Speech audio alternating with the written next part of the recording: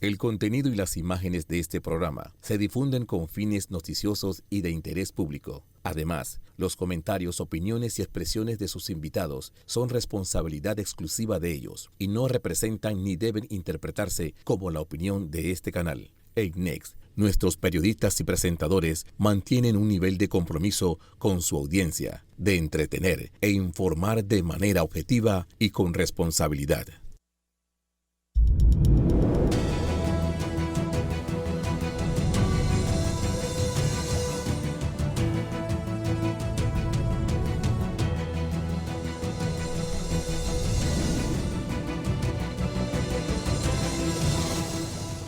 Muy buenos días, Panamá. Hoy es domingo 18 de agosto. Usted nos ve por Next Canal 21, nos escucha por KW Continente.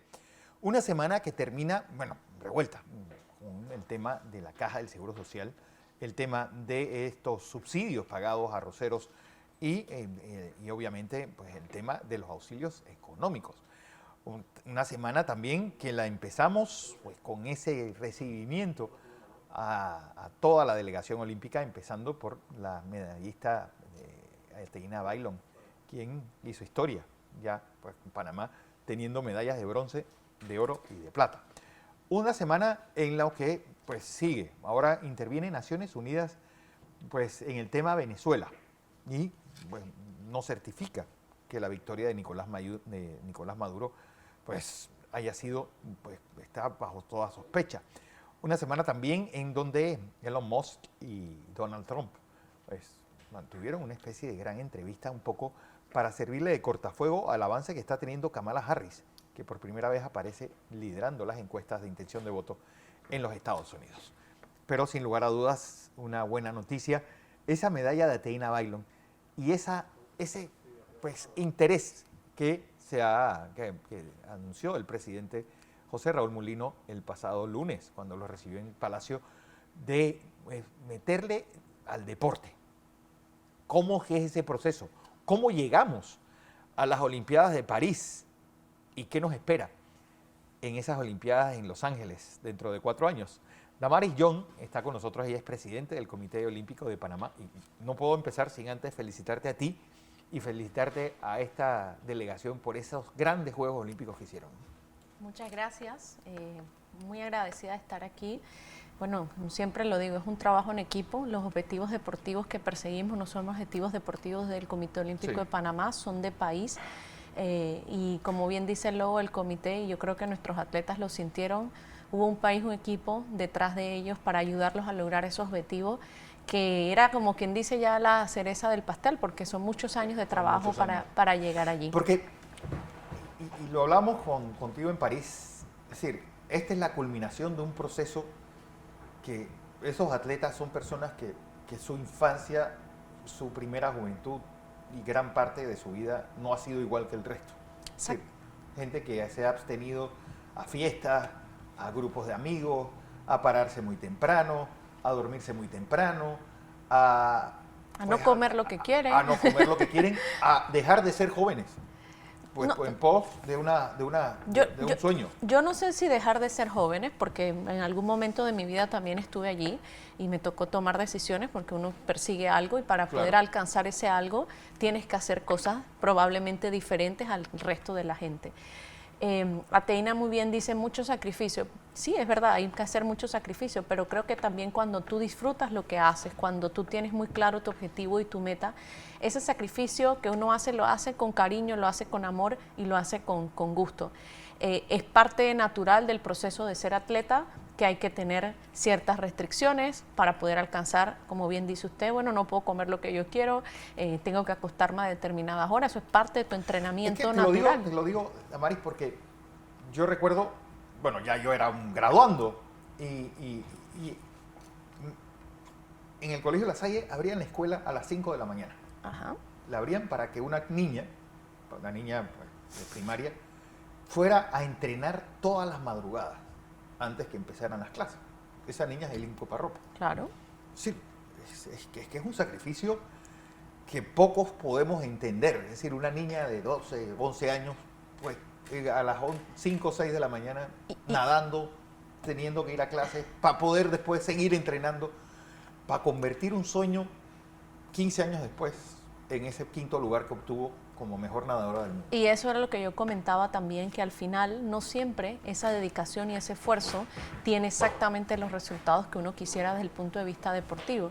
Sin embargo, esa es la particularidad del deporte, porque todo ese proceso hoy en día, y qué bueno que haces el comentario de Linco Parropa, es una gran profesional que trabaja en una de las multinacionales más importantes del mundo, una profesional consolidada, pero también además una persona que ha logrado dejar una huella en el deporte de nuestro país y servir de inspiración a atletas como por ejemplo Emily Santos. De eso se trata el deporte, es el viaje que tú haces en todo ese proceso para ser mejor persona a través del deporte, los valores que te da.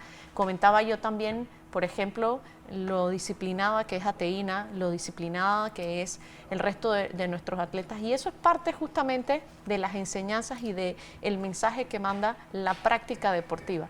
Es cierto, ellos son unos excepcionales, porque hacer ese nivel de sacrificio, tener ese nivel de compromiso, son muy poquitas personas, de hecho no en vano, tan solo el 0,01% de la gente que dice yo quisiera ser atleta logra estar en unos Juegos Olímpicos, y creo que por eso justamente hay que todavía darle más valor al trabajo que nuestros atletas hacen. Yo creo que muchos, pues la mayoría nunca había escuchado la palabra barras asimétricas.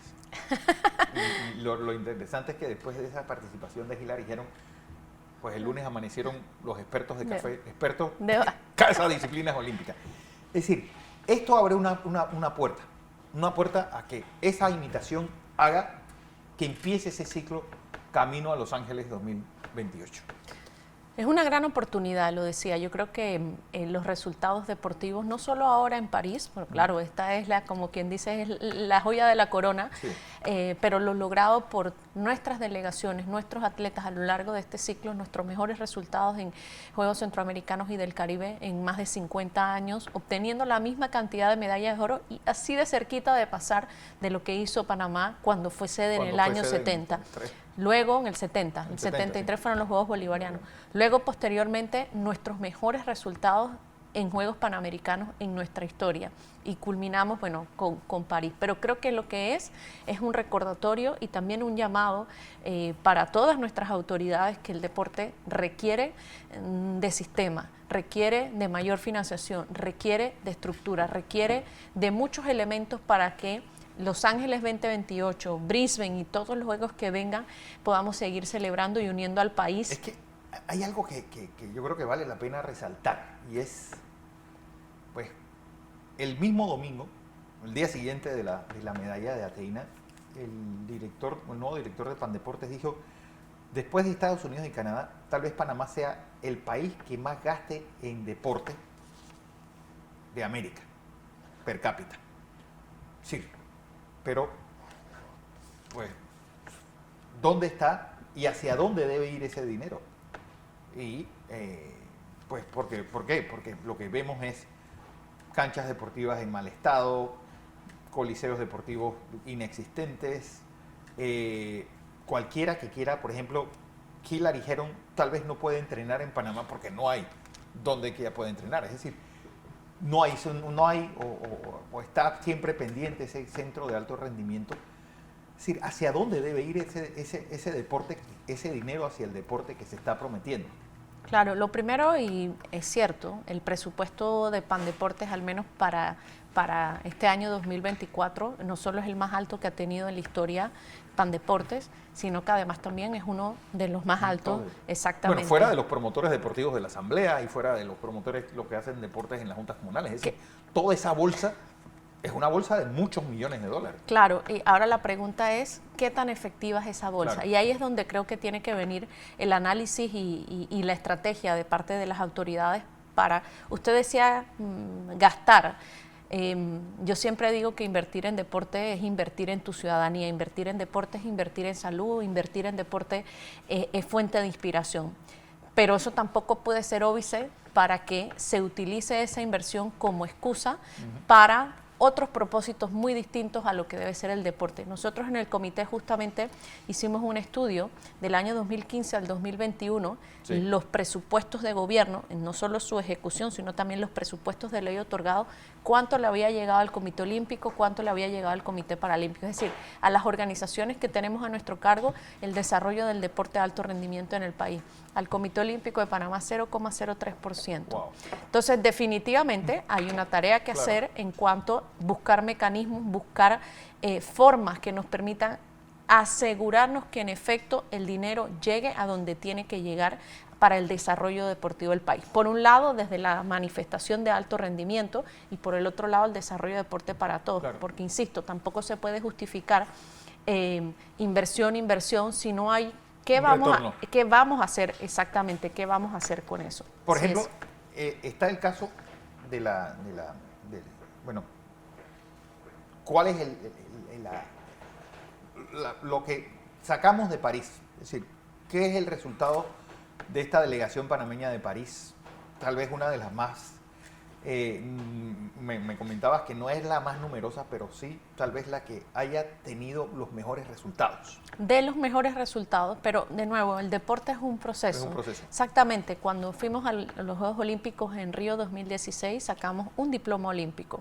Luego fuimos a Tokio, 2 diplomas olímpicos. Ahora estamos en París, una medalla. Pero además acercamos, muchos de nuestros atletas ganaron sus primeros hits, que era otra cosa que tampoco no nos pasaba. Sí, es un proceso. Exactamente. Claro. Y cada atleta, también siempre lo digo, llega en su momento específico con un objetivo específico. El objetivo, por ejemplo, de Arturo Delicer no era el mismo objetivo que tenía que llegaba por primera vez a unos Juegos Olímpicos, no era el mismo objetivo que tenía Teina Bailo.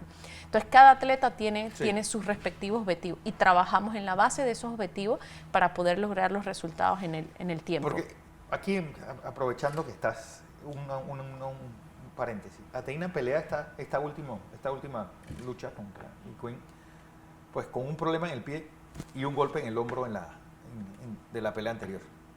En efecto, y ahí estaba el equipo para recuperarla lo más posible. Si se percataron, hubo casi 3 días entre cada combate de descanso, pero el último combate fue un solo día. Exactamente. Y sí, su tobillo no estaba del todo bien, pero bueno, su hidalguía y sus ganas de dar lo mejor y la oportunidad también que tenía, ella salió a darlo todo, exactamente, y el equipo también, porque vuelvo y recalco, los atletas son la estrella del proceso, pero hay un montón de gente alrededor que hace posible que ellos puedan lograr, desde su entrenador, el equipo médico, fisioterapia, entrenamiento mental, coaching, motivación, la misión, en fin, una serie de personas alrededor que hacen posible que esas participaciones y que esos sueños que ellos tienen, esa carrera que quieren construir, se pueda materializar. Okay. ¿Cómo vemos Los Ángeles 2028? ¿Qué esperamos llevar?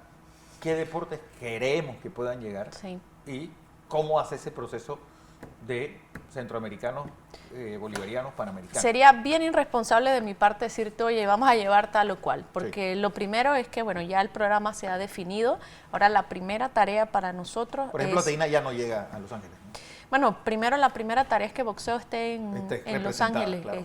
que el deporte esté incluido dentro del programa de los Juegos, por la situación de gobernanza que tiene la Federación Internacional. Esa es la primera tarea, o sea que aunque quiera o no quiera, ya no va a depender tanto de ella, sino que en efecto se puede dar. Ella ha manifestado que ella siente que tiene todavía condiciones para estar en Los Ángeles. Evidentemente va a depender del programa, pero también es importante decir que tenemos muchos atletas que se quedaron muy cerca de estar en París.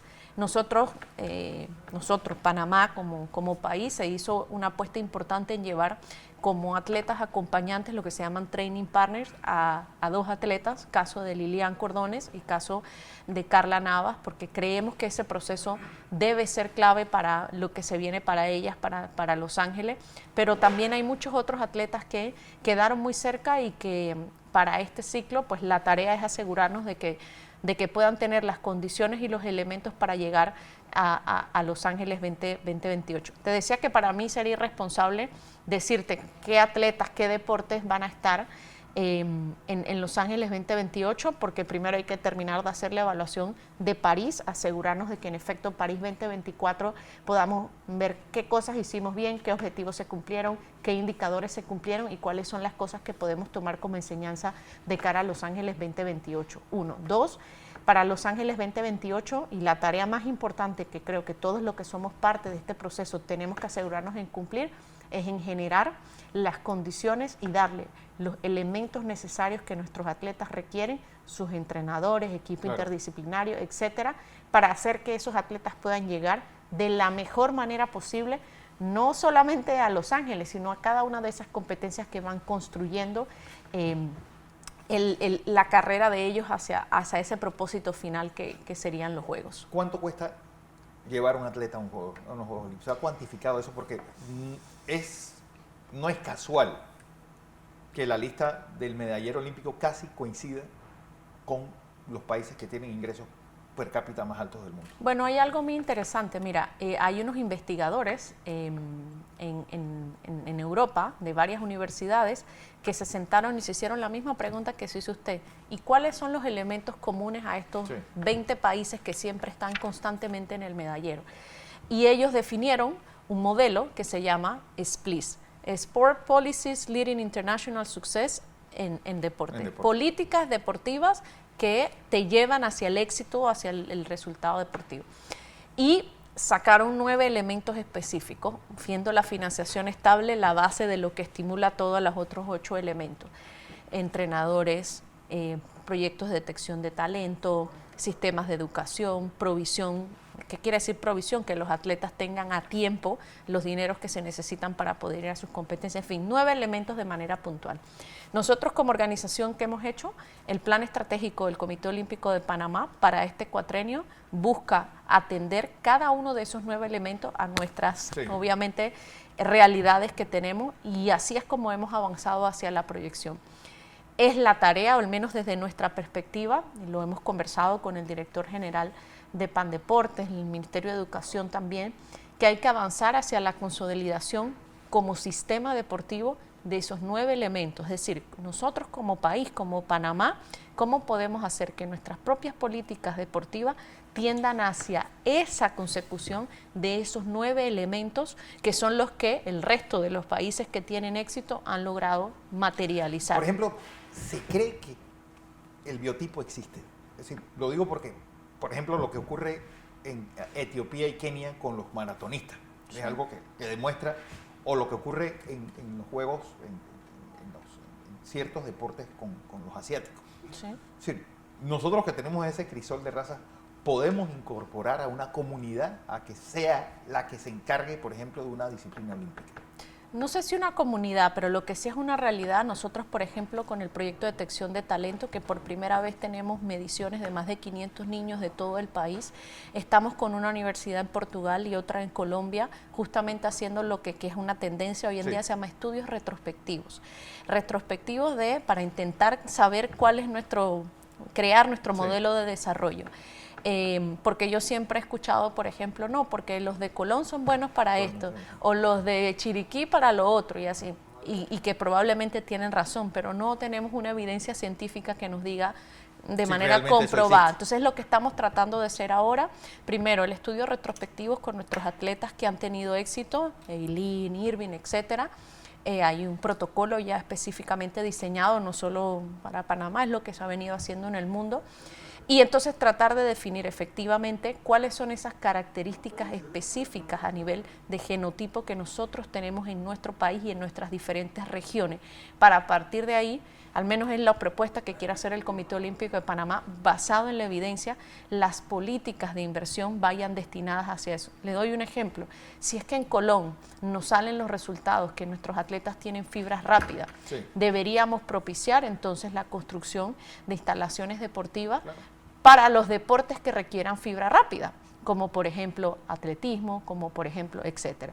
Pero si la realidad, por ejemplo, de nuestros atletas en el interior del país, decir Chiriquí, que tiene unas características puntuales donde tenemos altura, que no es algo muy normal, sea resistencia, entonces debemos propiciar el desarrollo de deportes de resistencia. Y eso lo da la política pública. Entonces eso es lo que queremos nosotros como organización, poder contribuir basado en la evidencia, primera vez que tenemos esos datos, al Estado decirle, esto es lo que nos dice la ciencia. A partir de aquí, pues pueden ustedes empezar a tomar decisiones basadas en esas realidades. Yo recuerdo que era muy joven, por allá por 1983, y fueron los últimos Juegos Olímpicos Intercolegiales, le llamaron de esa forma. Es decir, no había forma de que alguien como yo viera una bala o una jabalina o un deporte olímpico pues clásico. Es decir, ¿cómo hacer que esos muchachos entiendan este tipo de deportes? Sí, y gran parte, hicimos un estudio en el 2021 justamente y nos dimos cuenta de dos cosas. Primero, que el tipo de instalación deportiva que había disponible para las personas practicar determinados deportes condicionaba la elección de la gente. Si no le ponemos instalaciones deportivas distintas a una cancha de fútbol o un gimnasio de baloncesto, de voleibol, y no capacitamos a nuestros entrenadores, monitores, promotores en otros deportes distintos, difícilmente vamos a encontrar a niños que quieran tomar otras decisiones en términos de elección deportiva. Y por eso que creo que los Juegos Olímpicos nos dan esta oportunidad. Hoy hay, después de aquí, muchos niños, mejor dicho, que estoy segura que se inspiraron en ver, oye, salto de valla, oye, mira, el señor que hizo el récord en el salto de pértiga y así sucesivamente, pero es importante tener las condiciones para que la gente diga, yo quiero hacer este deporte, poder practicarlo. Algo interesante, Fernando, por ejemplo, nos dimos cuenta en el proyecto de detección de talento, donde más de 500 niños, se inscribieron y medimos más de 340. Nos dimos cuenta, por ejemplo, que había niños que su preferencia era un determinado deporte, pero que cuando hacíamos las pruebas tenía cualidades excepcionales por encima del ideal en otro deporte. Esos niños hoy en día nosotros estamos haciendo pruebas específicas, porque están en esa etapa de su vida, de poder consolidar si en efecto para ese otro deporte es que tiene, hablar con sus padres y entonces empezar a tomar, como quien dice, el proceso de tecnificación deportiva, exactamente, que es la habituación del gesto deportivo específico. Me llamó la atención algo que te pregunté, ¿cuál crees que sea el deporte olímpico en conjunto, que llevemos o que esté pues listo para ir a unos Juegos Olímpicos? Pensaba que ibas a decir el fútbol, por el buen momento que está viviendo el fútbol, pero me dices el flag. No, yo creo que fútbol, mire, si República Dominicana, que no tiene tanta tradición como nosotros, llegó a Juegos Olímpicos, Panamá tiene con qué en fútbol llegar. No es que es fácil, ojo, claro, se quedó Brasil. Campeón olímpico. Exactamente. Entonces no es que es fácil, pero creo que tenemos potencial para llegar. Tiene que haber un proyecto detrás de eso con intencionalidad de clasificar a juegos. Pero más allá de ese deporte, siempre lo digo, sin perjuicio de otros deportes que tienen potencialidad, creemos nosotros que el flag football, por ejemplo, que va a estar en estos Juegos Olímpicos, siendo además las mujeres acaban de venir de los Juegos de Birmingham, se llaman los Juegos Mundiales, con una histórica medalla de bronce. Creemos que flag football tiene un gran potencial por el desarrollo que ha tenido en Panamá y la alta práctica tiene un gran potencial para que sus dos equipos, tanto femenino como masculino, puedan estar en Los Ángeles 2028. Bueno, sin lugar a dudas, Damaris Young, de parte de un pueblo agradecido, orgulloso de sus atletas y que han traído una medalla de plata que sabe a oro, pues dejaron el nombre de Panamá. Yo creo que para todos fue casi al borde del llanto ver a nuestra bandera subir a lo más alto en esa entrega de medallas. Así que a ti, a nombre de toda nuestra audiencia, seguro de darle esa felicitación a ti y a Teina y al resto de los que están detrás de esta gran atleta, quien honor pues va a tener pues ese centro de boxeo de la Avenida Balboa, el nombre de ella, para que quede inmortalizado, para que las nuevas generaciones se inspiren en tratar de llegar y cumplir un sueño de llegar a unos Juegos Olímpicos y ganar, que es lo más importante. No, muchas gracias, Fernando, y también decirle a todas esas personas que apoyaron y que estuvieron pendientes, qué lindo es ver cómo el deporte puede unirnos como panameños, cómo encontramos puntos en común, que lo recordemos, que no sea una emoción de momento y que colectivamente entendamos la importancia que tiene la alfabetización física de nosotros como población,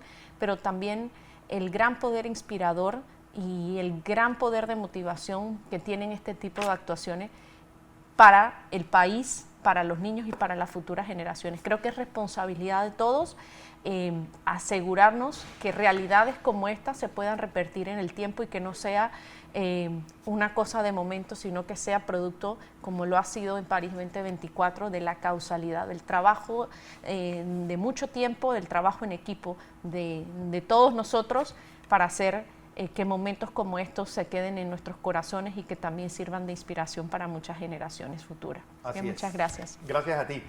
Damaris Young, presidenta del Comité Olímpico de Panamá. Voy a información comercial. Cuando regresemos, hay más. Hoy es domingo 18 de agosto y usted nos ve por Next, Canal 21.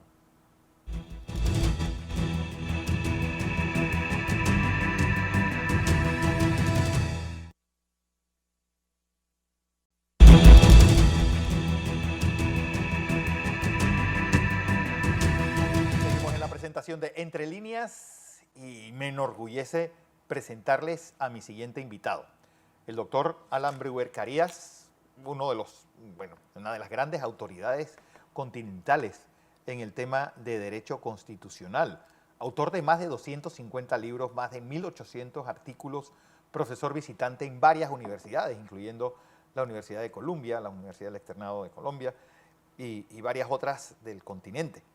Doctor, bienvenido a Panamá y buenos días. Muchas gracias por esta invitación. Muy honrado de estar aquí de nuevo en Panamá. En condición de escritor. De escritor, eso es lo importante, hombre. Que yo creo que alguien que hace 250 libros, lo menos que se le puede llamar es escritor. Muy bien, muchas gracias. Bueno, el tema constitucional, es decir, ¿son las constituciones realmente el reflejo de las naciones? ¿Son esa gran ley marco donde deben entrar todas las leyes? Y quiero que usted nos hable a la audiencia sobre algo que usted debe conocer muy bien, porque, es decir, desde 1999 todos tenemos esa mantra de Hugo Chávez y después de Nicolás Maduro blandiendo ese pequeño libro azul diciendo todo lo que estoy haciendo está aquí, en esta Constitución. Bueno, empieza él su presidencia pues jurando sobre la Constitución moribunda de 1961. Sí, realmente las constituciones terminan forjando y permitiendo cosas como lo que se ha pasado en Venezuela en los últimos 25 años. No, definitivamente no. Una constitución es un pacto político de una sociedad. Así es que tiene que ser concebida una constitución. Y así es normalmente como surge una constitución, producto de un momento constituyente en un país y regula el funcionamiento político de la sociedad. Pero constituciones que tienen que ser producto de un consenso y de un pacto. Constituciones impuestas por un grupo o por un autócrata sobre una sociedad no son constituciones que constituyan pacto político. Y la de 1999 en Venezuela fue una constitución impuesta por un grupo sobre la sociedad entera.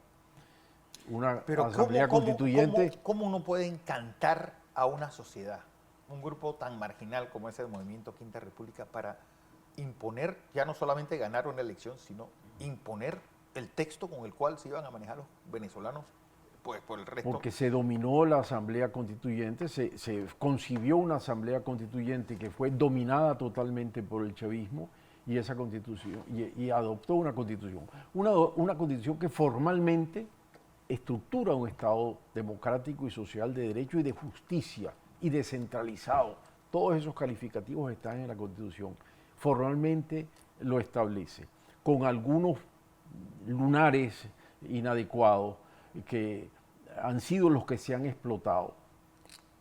el establecimiento de un sistema parlamentario unicameral, eliminándose el balance entre Senado y Cámara de Diputados, la eliminación de la descentralización política de la federación y el centralismo de Estado, el establecimiento de un sistema de separación de poderes, no de 3, sino de 5 poderes, pero con un control por parte de la Asamblea sobre los demás en cuanto a la elección y en cuanto a la remoción de los altos funcionarios, y la eliminación del deber de la Fuerza Armada de defender la democracia y la eliminación de toda sujeción del componente militar respecto al ámbito civil. Pero de resto la Constitución tiene una declaración de derechos excepcionalísima, un montón de artículos y de principios que son realmente la admiración cuando uno lee la Constitución. Pero cuando se aprueba la Constitución con esos elementos, sí, sin embargo, después que se aprueba popularmente, esa Asamblea Constituyente, dominada por el chavismo, dicta un decreto transitorio donde materialmente pone en vigencia una Constitución paralela para no aplicar la Constitución del 99. Y esa Constitución paralela es la que comenzó a aplicarse y se aplicó efectivamente durante 15 años. Con lo cual, la Constitución del 99 se la ha vaciado, no se ha aplicado, no ha tenido vigencia. Y le puedo decir que cada vez que ustedes vean a un funcionario blandiendo la Constitución cuando dice algo, eso significa que la está violando, no que la está cumpliendo, que la está violando, porque la Constitución en Venezuela ha sido violada desde antes de ser publicada en Gaceta. Y esa Constitución no tiene... Yo escribí uno de mis libros que se llama La Constitución de Plastilina, porque la Constitución se moldea a como quiera el gobierno, y así ha sucedido durante 25 años. De manera que tenemos 25 años con una Constitución, con un texto que tiene todo lo que podría querer un Estado democrático, pero un texto que no se aplica, que ha sido violado, que ha sido la promesa incumplida más ostensible desde el momento en que comenzó el régimen a aplicarse en Venezuela. Con lo cual, esa Constitución, que es la primera premisa de un Estado de Derecho, es una Constitución como norma suprema, obligatoria para todo el mundo. El ejemplo de lo que no debe hacerse es lo que ocurrió con la Constitución del 99 en Venezuela. No se ha aplicado. Bueno, hay dos puntos que yo creo que son los grandes puntos de inflexión de la historia reciente venezolana. Es decir, la historia... Y es, por ejemplo, PDVSA. PDVSA tenía algún capítulo dentro de la Constitución protegiéndola para que no ocurriera lo que ocurrió con ese silbato del señor Chávez, pues voltando 10.000 empleados de un solo plumazo y destruyendo la empresa más eficiente que había, empresa estatal más eficiente que había en América Latina. Sí, ese es uno de los cuadros de destrucción. Yo he dicho que en Venezuela ocurrió el país que no ha tenido nunca una guerra con ningún vecino ni con ningún otro país, ha sido Venezuela en América Latina.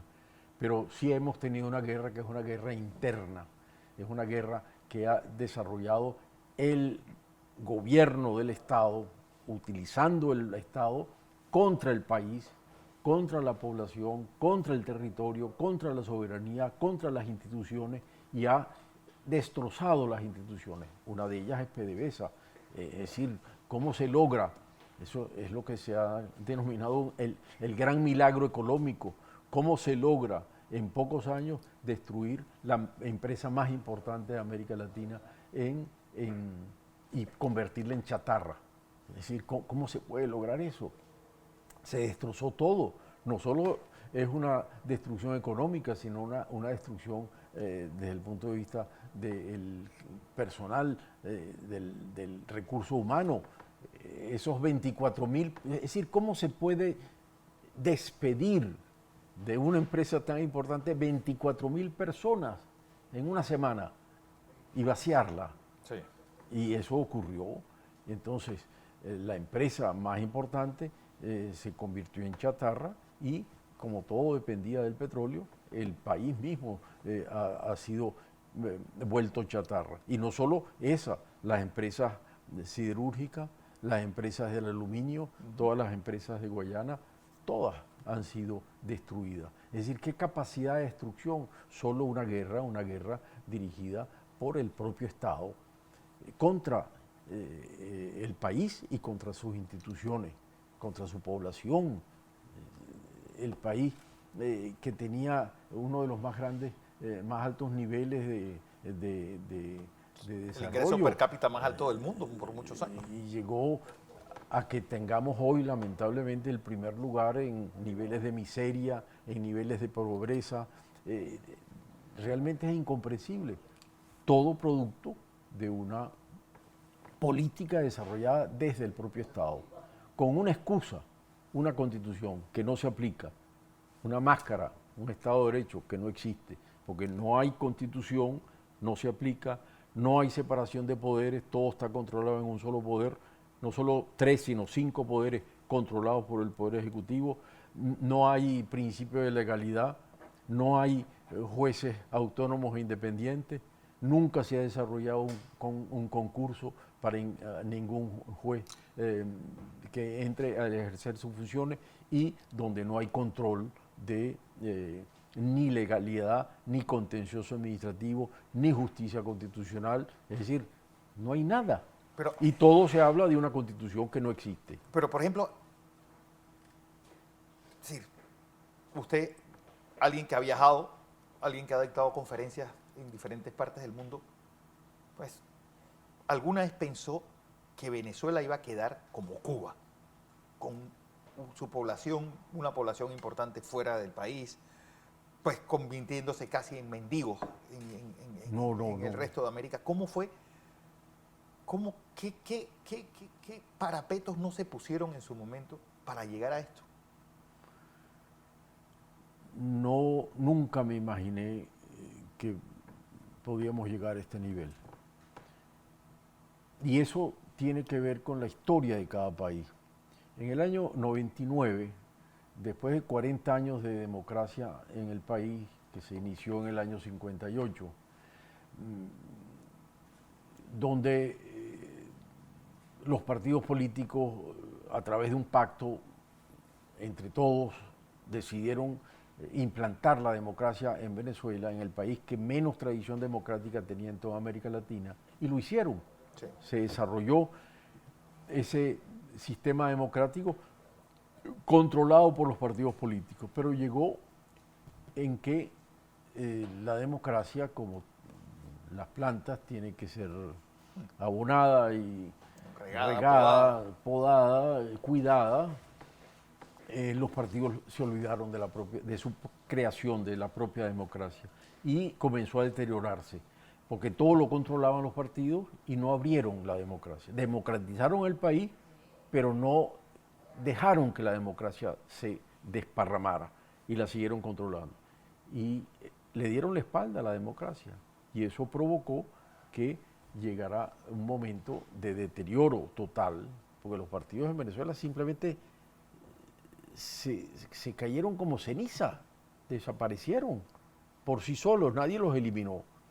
Y eso provocó que el primero que apareciera ofreciendo magia, la gente pensó que un cambio que era necesario, en vez de haberse asumido por el liderazgo democrático, lo asumió Chávez, y entonces hizo lo que le dio la gana, entre otras cosas, la constituyente, como le dio la gana, y eso originó el deterioro.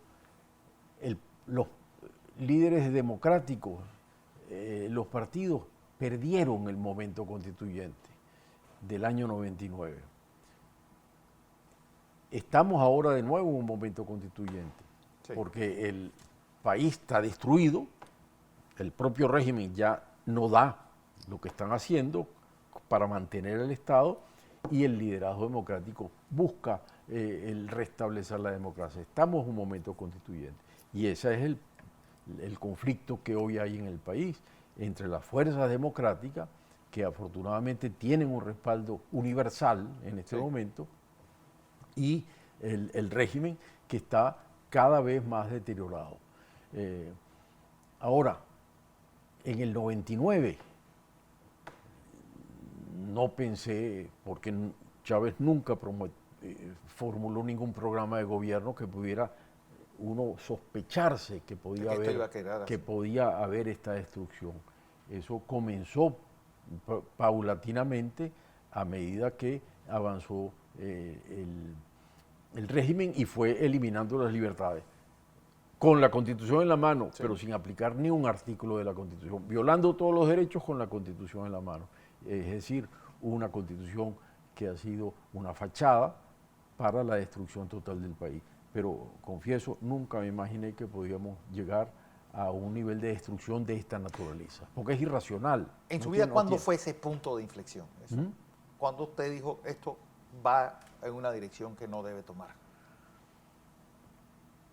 Mejor me voy de Venezuela. No,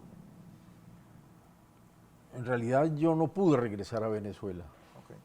No es que me fui, yo no pude regresar. Yo estaba dando una conferencia en Alemania y me enteré que la persecución se había iniciado en mi contra y por escribir. Y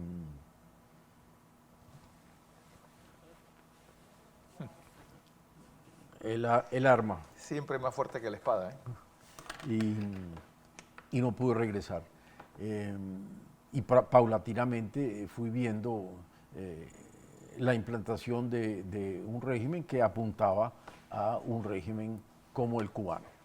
Simplemente el llamado Estado comunal o Estado del Poder Popular. Chávez quiso empezar a implantarlo en el 2006 y propuso una reforma constitucional para eso. Sí. Pensó que ya tenía todo controlado. Y la rechazaron. Pero fue rechazada la reforma constitucional, pero la implantó. La implantó en contra de la Constitución, violando la Constitución, la implantó a través de leyes que fueron luego aprobadas en el 2006 y 2010, y de ahí ha seguido con esa idea. Y eso recurrentemente aparece siempre, apareció en el 2017, también se planteó, y ahora el propio señor Maduro ha prometido volver a la idea del Estado comunal. Eso ha sido simplemente la destrucción total del Estado.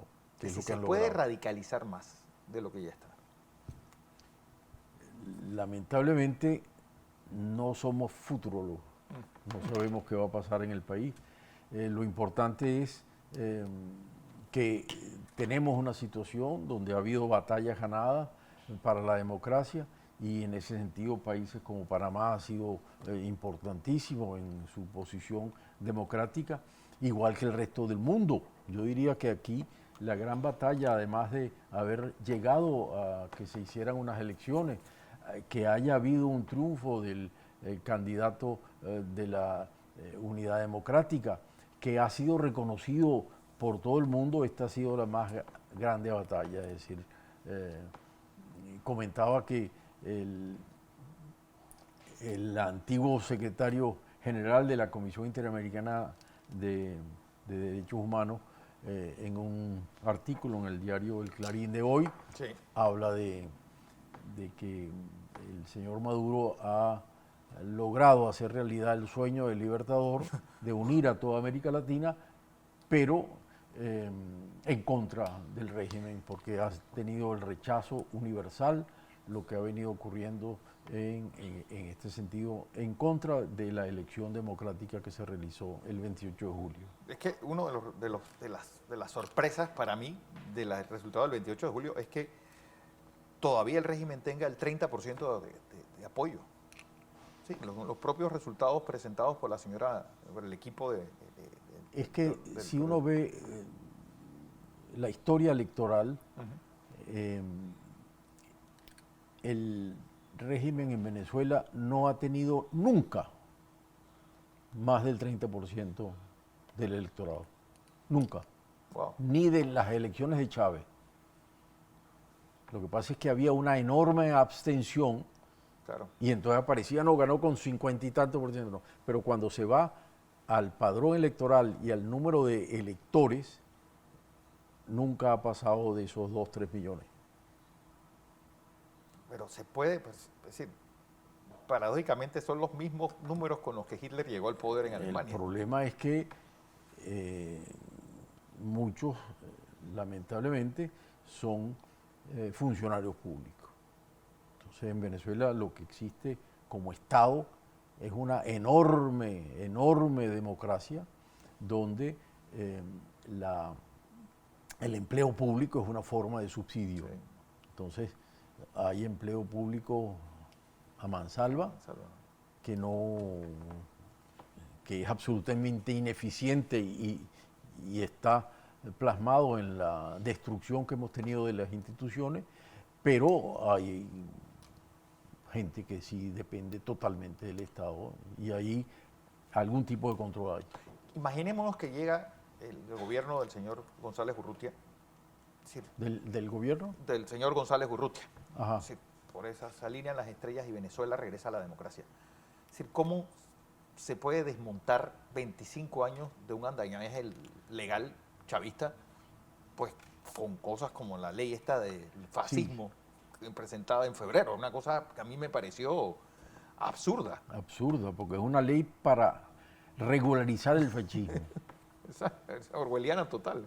Sin duda, la situación es muy compleja hacia el futuro, porque supongamos que se reconoce la elección,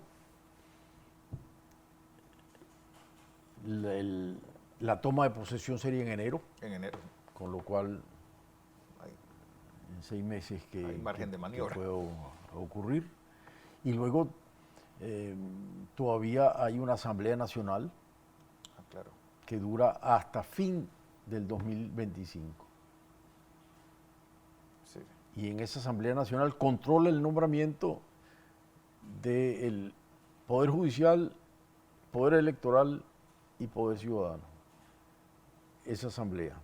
Una asamblea que simplemente puede calibrarse qué significa cuando propone una ley contra el fascismo, que es para regularizar el fascismo, y una ley que acaban de anunciar ayer, que como la observación internacional mínima que se admitió y que fue la del Centro Carter, Naciones Unidas y la OEA, no les gustó al régimen que hubiesen observado, entonces ahora van a dictar una ley para prohibir las observaciones internacionales. Entonces, y esos fueron observadores internacionales invitados por el gobierno. No fue el caso de los jefes de Estado, ex jefes de Estado que fueron aquí en Panamá impedidos de viajar a Venezuela. Entonces, la situación, en todo caso institucional, no es fácil. No es fácil en la operación a futuro. Por eso decía que Venezuela está en un momento constituyente. Y en mi criterio, si llega a tomar posesión el señor González, tendría que llamar a un proceso, a una constituyente. Ahora sí es el momento constituyente para poder rescatar la democracia. ¿La diáspora venezolana regresaría? Yo sí pienso que en gran parte sí. ¿Sí? Sí. Venezuela nunca fue un país de inmigrantes. De inmigrantes. Nunca, la gente nunca emigró. Esto es único en la historia. Yo creo que esto, como único en la historia, también va a permitir que pueda haber mucho regreso. Bueno, doctor Alan Breuer Carías, pues, una de las grandes instituciones latinoamericanas en derecho constitucional, hoy como invitado, pues a propósito de su llegada a la Feria del Libro, donde pues presentó, hizo una ponencia sobre pues la constituyente. Ahora que estamos nosotros en este proceso de alfabetización constituyente, como lo mencionó hace unos días aquí en esta casa Miguel Antonio Bernal. Voy a información comercial. Cuando regresemos, El Mundo. Alonso Correa con nosotros.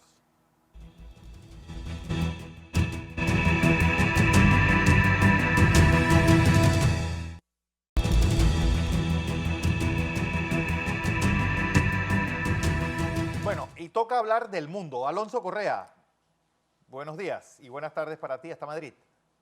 Muy buenos días a Panamá. Feliz domingo a todos. Bueno, semana movida, semana en la que han ocurrido situaciones que han dejado estos cimientos de esta paz tensa, bueno, paz.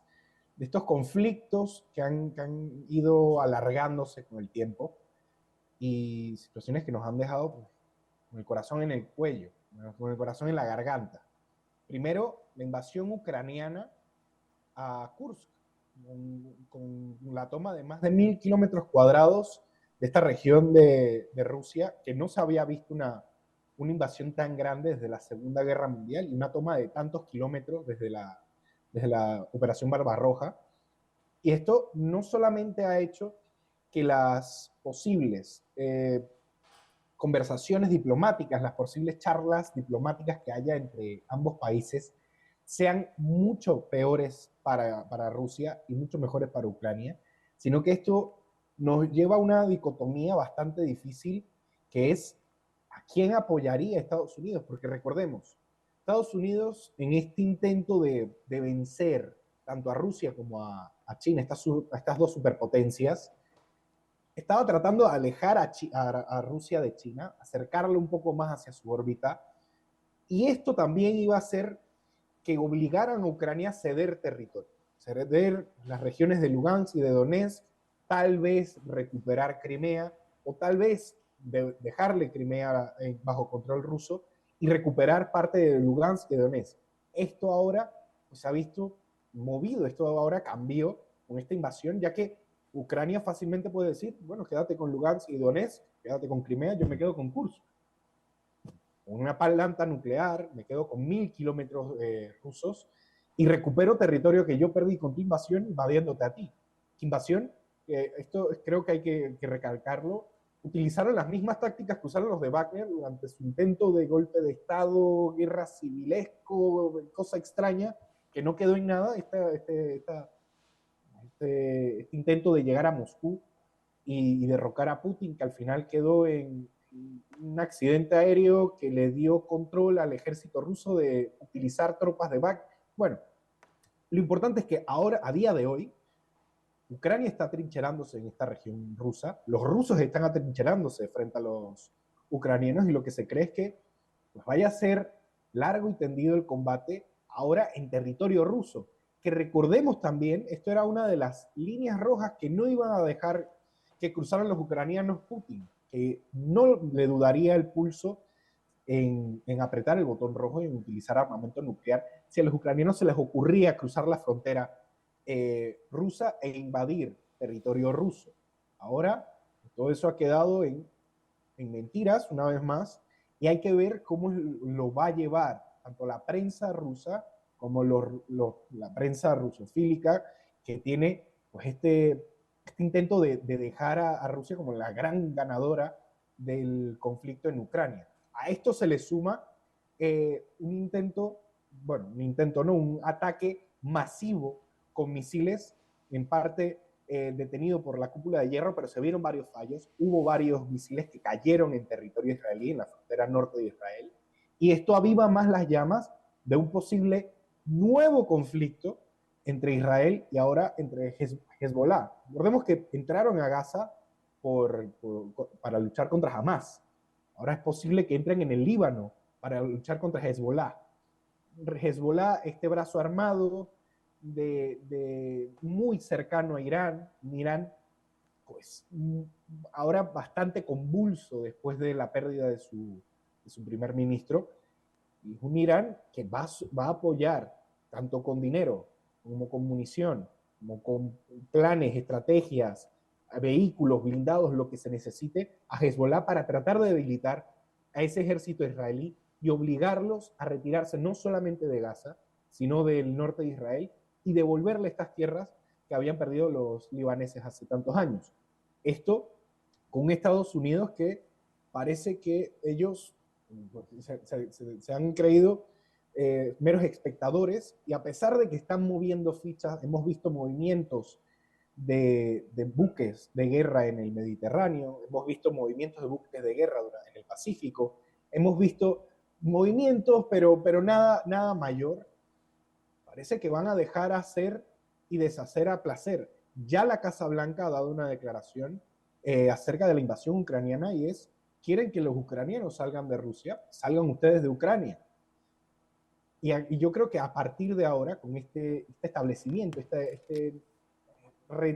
esta paralización en los movimientos ucranianos dentro de Rusia, esta paralización en el diálogo entre Israel y Hezbollah, pues puede llevarnos a un estancamiento de los conflictos, que sería lo peor, porque lo único que haría es aumentar la sangría, aumentar el coste humano, aumentar la tragedia, aumentar la destrucción y aumentar el coste para todos los gobiernos. El único que gana aquí son las grandes corporaciones armamentísticas, son los complejos militares, son la gente que siempre gana cuando hay guerra.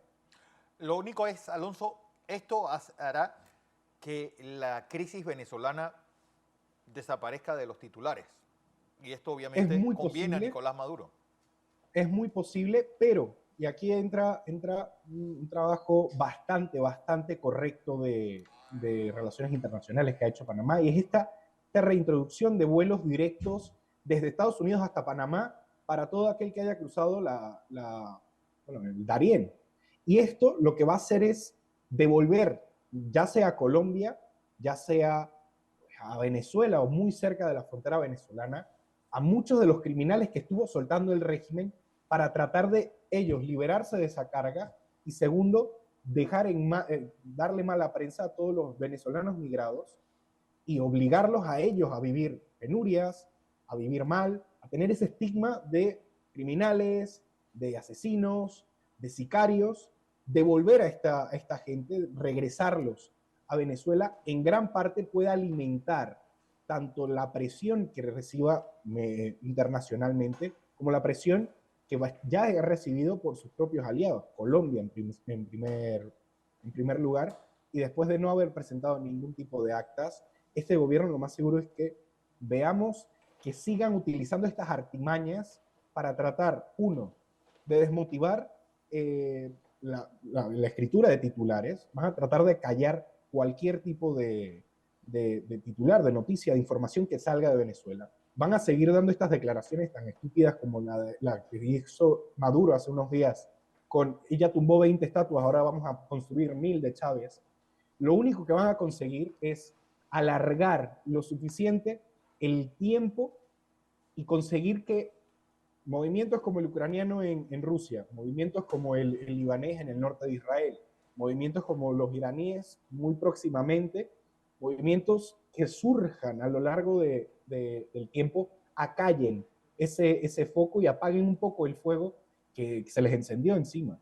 Así es. Bueno, Alonso Correa, así están las cosas en el mundo, en esta información sobre lo que está ocurriendo en tanto en Ucrania. Bueno, un punto que creo que no hay que dejar por fuera, y es algo que ya lleva casi 2 meses, es lo que ha ocurrido en Bangladesh, esta caída del régimen que llevaba 15 años. Y estos nuevos ataques extremistas a hindúes puede convertir la situación en Bangladesh en algo muy peligroso para tanto el status quo de esa región, de ese país, como para toda la geopolítica del sudeste asiático. Hay que estar bastante pendiente también de lo que está ocurriendo a día de hoy, después de la dimisión de Hesina como primera ministra, llevaba 15 años en el poder, y todo lo que ha ocurrido ahora con los ataques extremistas a hindúes, a la minoría hindú en Bangladesh. Así es. Gracias, Alonso Correa, y feliz tarde para ti.